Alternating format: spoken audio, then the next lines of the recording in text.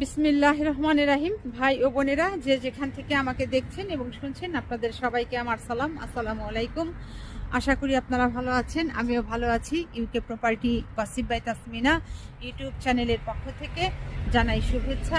আজ মার্চ মাসের 29 তারিখ, শনিবার 2025। এই মুহূর্তে লন্ডনের তাপমাত্রা আছে 15 ডিগ্রি সেলসিয়াস।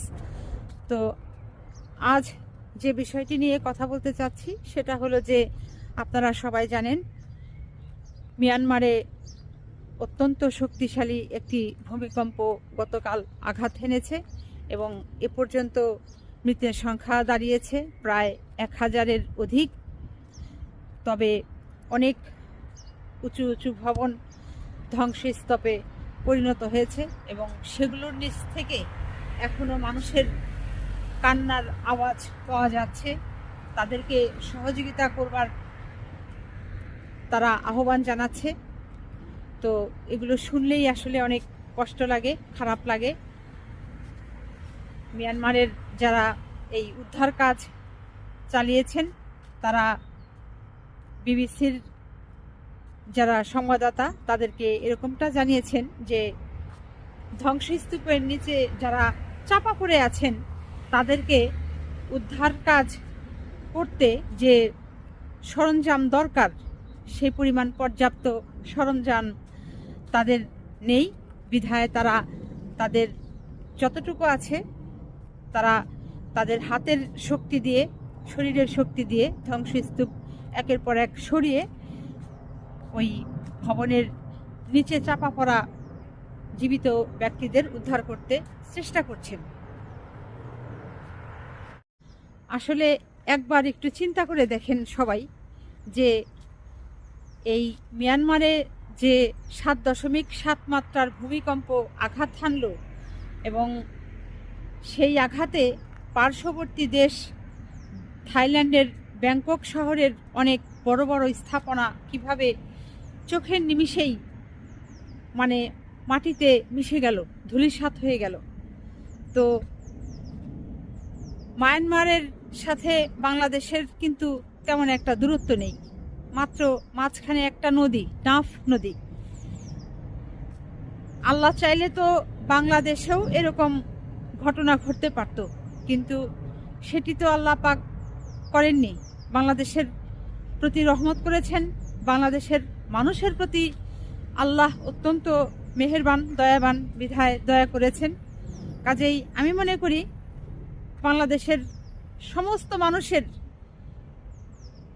আল্লাহর প্রতি কৃতজ্ঞতা প্রকাশ করা দরকার, শুকরিয়া, নফল নামাজ আদায় করা দরকার, কিংবা যে যে ধর্মের আছেন সকল ভাই বোনদের সেই ধর্মের যিনি প্রধান তাকে স্মরণ করা দরকার, শুকরিয়া আদায় করা দরকার।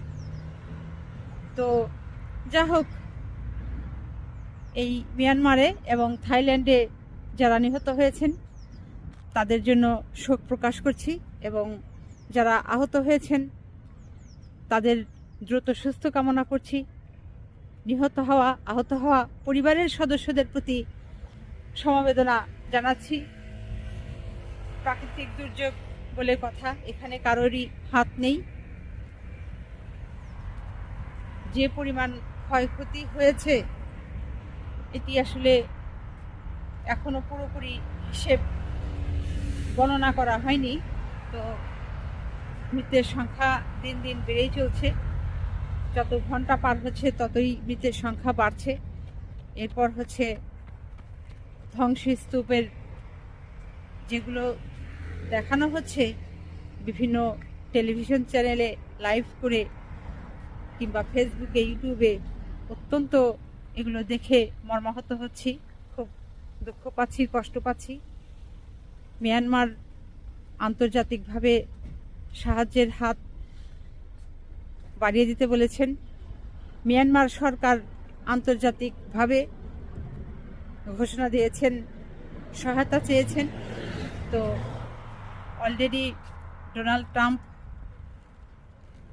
সহায়তার আশ্বাস দিয়েছেন, অন্যান্য দেশও সাহায্যের হাত বাড়িয়ে দিয়েছেন। তো যা হোক, গতকাল এই মিয়ানমারে যখন 7.7 মাত্রার ভূমিকম্প আঘাত করলো, সারা মিয়ানমার কেঁপে উঠল, সঙ্গে সঙ্গেই এটি নিউজ হয়ে গেল, সারা বিশ্ব জেনে গেল। তো সকলেই জানলো, ওভাবে আমিও জানলাম কিংবা দেখলাম অনেক ভিডিও। তখন একটি জিনিস মানে আমার মাথায় বারবার ওই জিনিসটাই শুধু ঘুরপাক খাচ্ছিল যে এই মিয়ানমার থেকে শত শত হাজার হাজার লাখ লাখ মানুষ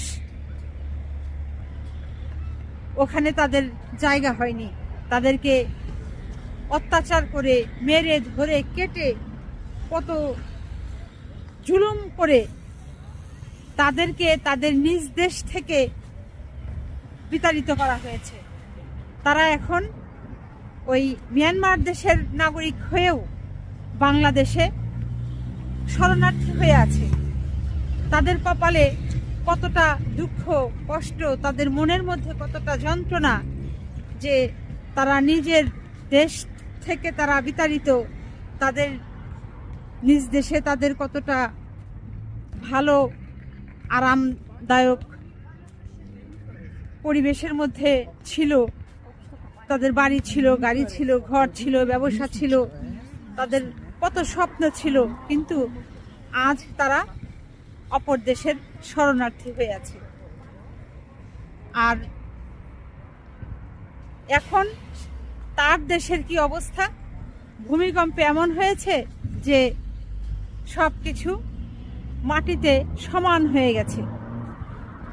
এই হচ্ছে আসলে প্রকৃতির বিচার বলবেন নাকি আল্লাহর লীলা খেলা বলবেন? যে যেটাই বলেন বলতে পারেন, কমেন্ট করে আপনারা জানাবেন। তো আজ এখানেই শেষ করব। সবাই ভালো থাকবেন, সুস্থ থাকবেন এবং আমার জন্য দোয়া করবেন। আমার এই চ্যানেলটিতে লাইক, কমেন্ট, শেয়ার এবং সাবস্ক্রাইব করবেন। আসসালামু আলাইকুম, আল্লাহ হাফেজ।